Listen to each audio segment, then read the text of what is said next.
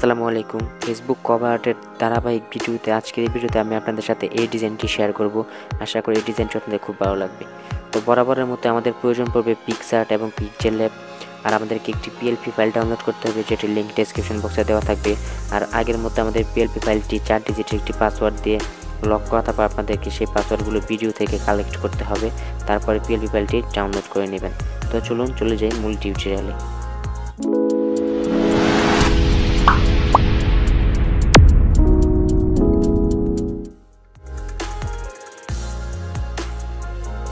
PicsArt অ্যাপটি open হলে আমাদের সামনে ঠিক এরকম একটি ইন্টারফেস চলে আসবে। তারপরে এখান থেকে আমরা সিম্পলি প্লাস আইকনের উপরে ক্লিক করে দেবো। তারপর আমাদের সামনে ঠিক এরকম একটি ইন্টারফেস চলে আসবে এবং এখানে আমরা আমাদের গ্যালারির ফটোগুলো দেখতে পাবো। তো আমরা এখান থেকে আমাদের ফটোটিকে সিলেক্ট করব। তো ফটোটি সিলেক্ট করা হয়ে গেলে আমাদের এরকম একটি ইন্টারফেসে নিয়ে আসবে। দেন এখান থেকে আমরা প্রথমে চলে আসবো টুলস এই অপশনটিতে, এবং এখানে আসার পর আমরা ক্রপ একটি অপশন পেয়ে যাবে, ক্রপ অপশনে ক্লিক করব। তারপরে এখান থেকে আপনারা আপনাদের মনের মতো করে ক্রপ করে নেবেন। তো এখান থেকে আমরা আমাদের ফটোটাকে ঠিক এতটুকু ক্রপ করে নিলাম। তারপরে এখান থেকে আমরা এই টিক মার্কে ক্লিক করে দেব। তারপরে এখান থেকে আমরা চলে আসবো এফেক্ট এই অপশনটিতে, এবং এখানে আসার পর আমরা প্রথমে কালারটাকে সিলেক্ট করব। তারপরে এখান থেকে আমরা স্ক্রল ডাউন করে এদিকে চলে আসবো, এবং এইখানে আসার পর আমরা একটি অপশন পেয়ে যাব DTN1, আমরা এটাকে সিলেক্ট করব। তো দেখতে পাচ্ছেন আমাদের ছবিতে একটি রেড কালার চলে আসছে। তো আমরা এটাকে আরেকটু হালকা করার জন্য আমরা এই 3 লাইনে ক্লিক করব, এবং এইটাকে আমরা ফ্যাটটাকে আমরা একটু বাড়িয়ে 9 অথবা 10 করে দেব। তারপরে এইখান থেকে আমরা এই ডাউনলোড আইকন দেখতে পাবো, ডাউনলোড আইকনে ক্লিক করে আমরা আমাদের ফটোটাকে গ্যালারিতে সেভ করে নেব। তো একইভাবে আমরা আমাদের সবগুলো ফটোকে এইভাবে রেড কালার করে নেব।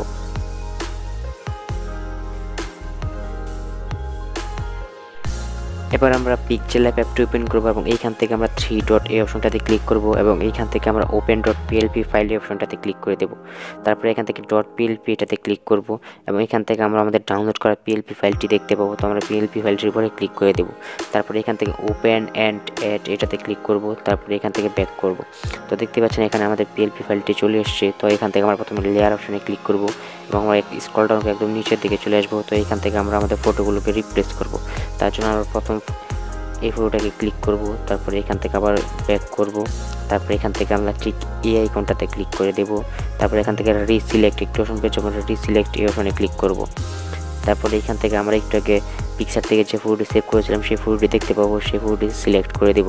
তারপর আমাদের সামনে ঠিক এরকম একটি ইন্টারফেস চলে আসবে। তো এখান থেকে আপনি চাইলে আপনার ফটোটি ক্রপ করতে পারেন।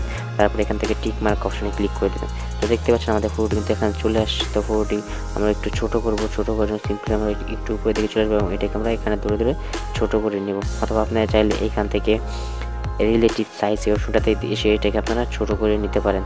তারপরে এখানে ক্লিক করবেন, এবং এই ফটোটাকে আপনারা ঠিক এইখানে নিয়ে আসবেন। তো এইখানে আপনারা আপনাদের মনের মতো করে ফটোটাকে বসিয়ে দেবেন। তো একইভাবে আপনারা বাকি ফটোগুলোকে রিপ্লেস করতে পারবেন। তারপরে এখানে চলে আসবেন, এবং এই বাকি ফটোগুলোকে লক করে দিবেন। তারপর নামগুলো এডিট করার জন্য প্রথমে আমরা এই তাওহিদ নামের উপরে ক্লিক করব। তারপর এখান থেকে এডিট আইকনে ক্লিক করব, এবং পেন্সিল আইকনে ক্লিক করব, এবং এইখান থেকে আপনারা আপনাদের যে নামটি আছে আপনারা সেই নামটি লিখে দেবেন। ওকেতে ক্লিক করবেন। তারপর এখান থেকে দ্বিতীয় নামটি একইভাবে আপনারা চাইলে এডিট করে নিতে পারেন। তো এইভাবে আপনারা এখান থেকে দ্বিতীয় নামটিও এডিট করে নেবেন। তো সকল কাজ কমপ্লিট হয়ে গেলে এবার এখান থেকে আপনারা সেভ আইকনে ক্লিক করবেন, এবং সেভ এস ইমেজ অপশনে ক্লিক করে এখান থেকে আলট্রাটাকে সিলেক্ট করবেন। তারপরে সেভ টু গ্যালারি অপশনে ক্লিক করে এটা গ্যালারিতে সেভ করে নেবেন। ব্যাস, আমাদের কাজ কমপ্লিট।